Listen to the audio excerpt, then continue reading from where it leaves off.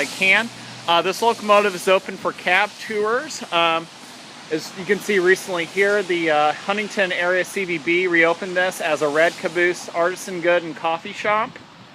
We're looking over on this side. You notice there's an old converted box car. We have a B&O car, which we'll show you in a little bit. So let's climb up into the cab of the steam locomotive, and I'll do a little bit of an overview of how the steam locomotive works. I'll stay down here. Okay, that's fine. Come on up. Alright, so we're in the cab of the steam locomotive. This is the footplate locomotive. This would flip up and down if we needed to disconnect the tender and locomotive for servicing. This is used to shake the grates on the locomotive back and forth. You can also do it on the outside locomotive. This is the butterfly doors. Early steam locomotives originally had a handle door which you would pull out. Butterfly doors could either be opened mechanically by using a lever to open the butterfly doors, hence the butterfly design. There was also a foot pedal which you would step on to open and close the firebox doors. I believe these are fusible plugs for the boiler. We're looking at what's called the bulkhead of the boiler. This tells you how much pressure is in the boiler. Most boilers would pop off at 200 pounds of pressure. I think this locomotive may have had superheated tubes, so that means you get a lot more power inside the locomotive. This is your hydrostatic lubricator, which would automatically lubricate all the joints on the locomotive. Right here, I believe this is where the water glass would sit. Locomotives today have to have two water glasses. I believe this was the valve used to bob the water, make sure that your water tube is working, water glass is working. Right now, we're over here at the engineer seat. This would tell you how much pressure was in the boiler, or some locomotives had speedometers attached, some of them didn't in the early days. So right here is where your train brake would be located. This would be the brake used to control the brakes on the train. This one was called your independent brake, and this would be the brake primarily for the steam locomotive. Depending on how much output you would put to the cylinders, whether going forward, neutral, reverse. This was your reverser lever, also known as your Johnson bar. I'll talk about manual transmission in a little bit. This right here is like your gas pedal car. It's called your throttle lever, and that operates the throttle up in the steam dome. So when I pull on that throttle, that steam is going to proceed up to the steam dome.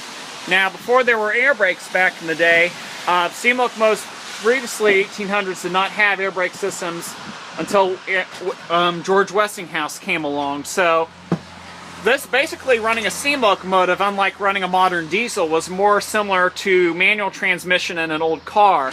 So the forward part of the reverser would be like fifth gear. If you bring it back, fourth, second, third, and first gear. And then your job would be to maintain the throttle and speed of the locomotive while providing a little bit of equilibrium and balance of maintaining the train's speed, whether you're going uphill or downhill, depending on how heavy or how many cars you had on your train. The bell, a lot of steam engines today on tourist railroads would have automatic bell ringers. This one originally, I believe, had a hand-rung bell, as you can see in the hole up on the left-hand side of this wall up here. And then this lever right here, this is your whistle lever, and that would power the whistle. I believe some of the valves on top of the boiler would be used to shut the steam down if you needed to. I don't exactly know if the water injectors are still up in the cab here, but feel free to comment below. On the fireman's side here, one of the valves would be used to on the water injectors. I believe this might be the water injector, I'm not sure. We'll actually do an outside tour of the locomotive in a little bit. Back here is a tender. This is a standardized tender instead of a slope back tender.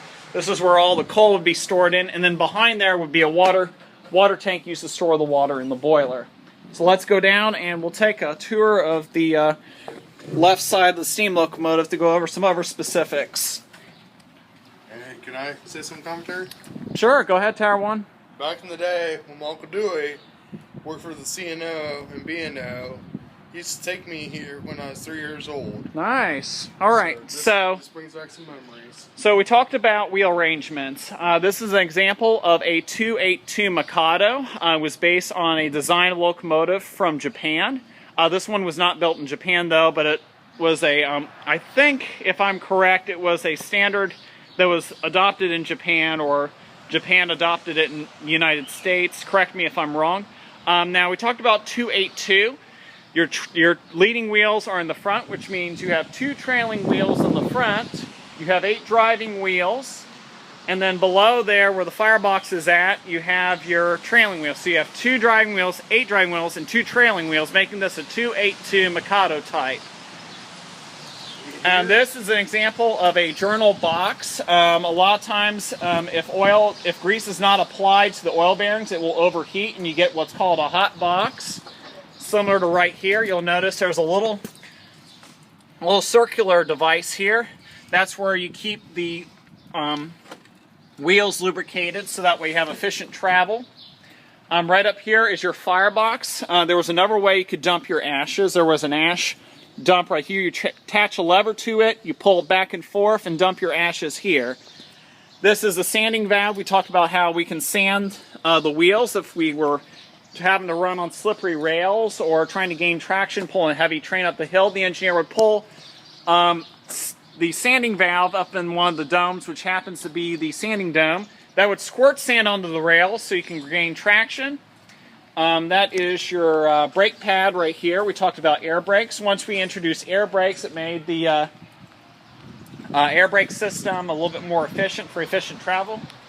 Right over here, this is the air compressor. There's a valve up in the cab that will operate the air compressor. That's going to build up pressure so that we have enough brake pressure attached to the wheels. And it will do this up and down motion. Up and down motion. As you can see, those are the pins inside. The fireman and engineer would also be responsible for lubricating the gears on the drive wheel. I don't exactly know what kind of valve gear is on this locomotive. Please comment below if you would know. So we talked about how the engineer would open the throttle up in the cab. So once he pulls that lever, that steam is going to go down through the boiler, down to the piston, and that steam was so powerful, it would take the steam right into this part. This is called the cylinder. You got the chest. That's going to take that steam and push into this piston right here, which is connected to the drive shaft. Goes boom, boom, boom, boom, makes the wheels turn and makes the train go. Right up here we have what's called the smoke box. This is where the steam passes through the boiler up through the smokestack.